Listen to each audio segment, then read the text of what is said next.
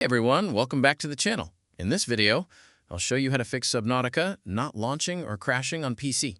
Follow these solutions step by step and your game should start working properly. Let's get started. Solution 1. First, open Steam.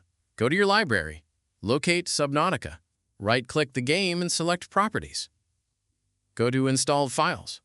Click on Verify Integrity of Game Files. Wait for Steam to scan and repair any corrupted or missing files. Once it's done, try launching the game. Solution 2. Right-click Subnautica again and select Properties. Go to Installed Files and click on Browse. Now locate the game executable, subnautica.exe. Right-click it and select Properties. Go to the Compatibility tab. Check. Run this program as administrator and disable full-screen optimizations. Click Apply, then OK. Now launch the game and check if it works. Solution 3. Open the Start menu and type Device Manager. Open it. Expand Display Adapters. Right-click your GPU and select Update Driver. Click on Search automatically for drivers. Wait for Windows to install the latest version. Solution 4.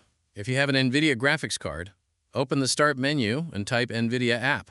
Open it. Go to the Drivers tab. Click on Check for updates. Download and install the latest drivers. Solution 5. Open the link in the description of this video. Scroll down and look for x86. Click on vc_redist.x86 to download it. Then download vc_redist.x64 as well. Once downloaded, double-click vc_redist.x64. Accept the terms. Click Yes. Wait for installation. Click Close. Don't restart yet.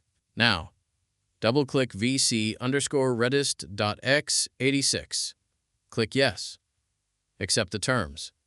Wait for installation. Finally, restart your PC. After completing all these steps, Subnautica should launch without crashing. If this video helped you, don't forget to like, subscribe, and leave a comment. Thanks for watching, and I'll see you in the next one.